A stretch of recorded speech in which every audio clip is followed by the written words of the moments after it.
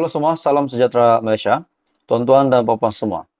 Kita digemparkan dengan proklamasi orang Melayu yang diketuai oleh Tun Dr. Mahathir.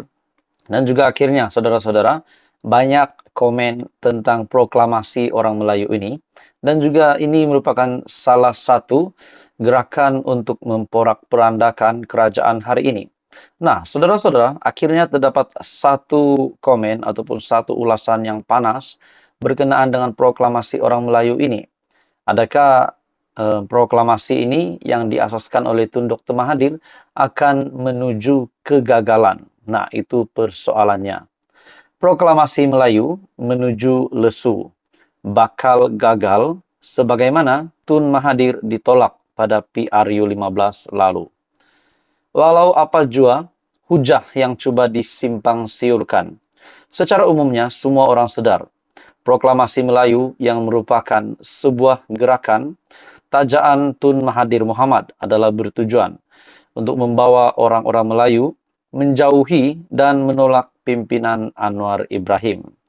Meski proklamasi itu dikatakan bertujuan memperjuang dan membela nasib orang Melayu, realitinya orang Melayu yang terancam ketika ini hanyalah mereka yang tidak berada di luar kerajaan, lantaran tiada lagi kuasa dan ditolak pengundi sehingga hilang deposit pada PRU lalu. Jadi saudara-saudara, adakah gerakan ini yang diasaskan ataupun ditaja oleh Tun Dr. Mahathir Mohamad adalah hanya untuk kepentingan politik ataupun hanya untuk masih supaya Tun Dr. Mahathir kekal di dalam medan politik Malaysia yang semakin hangat hari demi hari ini, ataupun ini memang benar hanya untuk kepentingan Dr. Mahathir sendiri. Disebabkan pada PRU 15 beliau telah kalah teruk bahkan hilang wang deposit.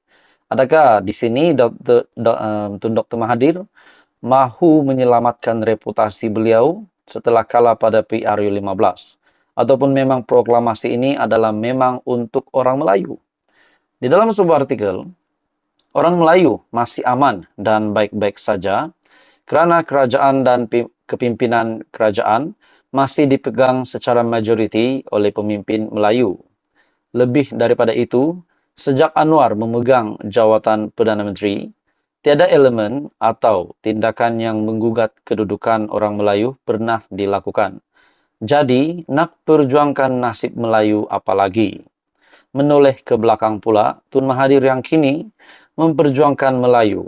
Kononnya, kalau mahu dikira adalah pemimpin yang paling tidak layak bercakap untuk memperjuangkan nasib Melayu. Ketika berkuasa, beliau memecahkan Melayu dengan menolak kemasukan Tengku Razali Hamzah ke dalam UMNO baru yang ditubuhkannya selepas pemilihan 1987, sehingga bekas ahli parlimen Gua Musang itu terpaksa menubuhkan Semangat 46. Kemudian pada 1998, lantaran bimbang kepada ancaman Anwar, beliau telah memecat bekas timbalannya itu sehingga tercetusnya gerakan reformasi dan tertubuhnya parti PKR. Adakah memperjuangkan Melayu sehingga sanggup membuatkan UMNO terpecah demi ingin menyelamatkan kuasa sendiri? Orang Melayu pasti tidak terpecah dan kekal terangkum jika Semangat 46 dan PKR tidak ditubuhkan atau jika selepas bersara, Tun Mahathir tidak lagi mencampuri urusan politik negara. Seterusnya dalam usaha untuk kembali berkuasa pada 2018, bagi tujuan untuk menumbangkan Najib Razak, Tun Mahathir telah memilih DAP untuk mencapai cita-citanya selain kembali berbaik semula dengan Anwar. Kemenangan pada 2018 bukan saja disebabkan oleh sokongan Melayu, malah selepas itu dilantiknya pula Lim Guan Eng sebagai Menteri Kewangan. Lagi pula, kalau mahu menolong dan membela nasib Melayu, Tun Mahathir telah diberikan peluang selama 22 tahun, campur 22 bulan untuk berbuat demikian.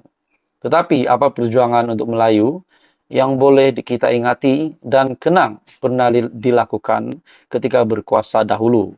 Sebab itu, bak kata Anwar, sudah hilang kuasa baru bicara soal Melayu. Hai semua, salam sejahtera Malaysia. Selamat datang ke channel Fels Lifestyle. tuan-tuan dan puan-puan semua yang saya amat hormati semua. Akhirnya, Perdana Menteri Malaysia, Datuk Seri Anwar Ibrahim, umum satu kejutan yang sangat besar, dan ini pasti mengejutkan Mahyadin Yassin yang pernah menjadi Perdana Menteri juga, dan juga kepada Tun Dr. Mahathir sendiri yang pernah menjadi Perdana Menteri sebanyak 2 kali. Di mana kenyataan dari Datuk Seri Anwar Ibrahim, kerajaan hari ini paling teruk sebab kita tak sakau duit. Kenyataan dari Perdana Menteri. Wow. Saudara-saudara, tuan-tuan dan puan-puan semua, kenyataan dari Perdana Menteri ini sudah pasti satu kenyataan yang pasti mengejutkan kerajaan yang dulu, terutamanya kepada Dr. Mahathir sendiri dan juga kepada Mahyadin. Saudara-saudara, dalam sebuah artikel, Perdana Menteri Datuk Seri Anwar Ibrahim secara sinis berkata bahawa kerajaan perpaduan yang dituduh sebagai kerajaan paling teruk dalam sejarah negara oleh pembangkang kerana berjaya membuktikan tidak berlaku budaya menyakau duit rakyat. Beliau berkata, dalam tempoh 6 bulan memerintah negara, arahan telah dikeluarkan bahawa segala tender perlu diurus dengan teratur, tidak mengambil apa-apa komisen, tanah, saham atau balak daripada pihak tertentu. Malah, katanya, rekod itu dapat dipegang sehingga sekarang. Ada pemimpin pembangkang yang kata, Perdana Menteri dan kerajaan hari ini adalah paling teruk dalam sejarah. Nah, saudara-saudara, tuan-tuan dan puan-puan semua, adakah anda setuju dengan kenyataan Perdana Menteri Malaysia, Datuk Seri Anwar Ibrahim, bahawa kerajaan hari ini adalah kerajaan paling teruk kerana tidak menyakau duit rakyat? Namun realitinya, kerajaan hari ini adalah kerajaan yang antara Perdana Menteri Malaysia yang mampu menjaga kestabilan bagi saya berkenaan dengan menyakau duit rakyat, menyakau duit di dalam kerajaan itu, di mana tidak berlaku pada kerajaan hari ini adalah satu perkara yang paling best, satu perkara yang paling baik yang untuk didengar oleh seluruh rakyat Malaysia berbanding dengan kerajaan yang lama. Dan bagi saya ini pasti kejutan besar kepada Mahyadin. Teruk sebabnya kita tidak sakau duit dan tidak zalim serta menindas mana-mana kalangan, malah kita telah menambah peruntukan untuk Kerajaan Negeri Sembilan, Kedah, Perlis, Kelantan dan Terengganu.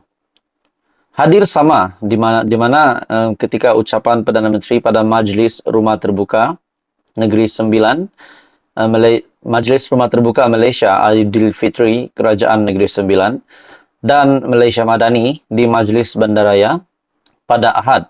Hadir sama timbalan Perdana Menteri Datuk Seri Dr. Ahmad Zahid Hamidi dan Menteri Besar Negeri Sembilan Datuk Seri Aminuddin Harun. Tambah Anwar, kerajaan juga akan membasmi kemiskinan semua rakyat tanpa ada pengecualian di setiap negeri.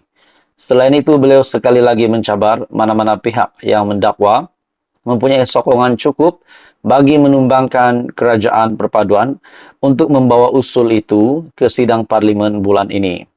Silakan, kita akan bertempur di parlimen dan tengok siapa yang ada kekuatan.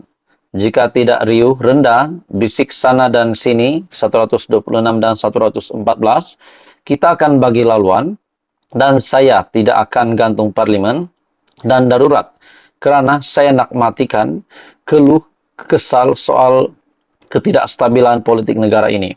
Jadi kenyataan Perdana Menteri Malaysia sangat-sangat besar hari ini.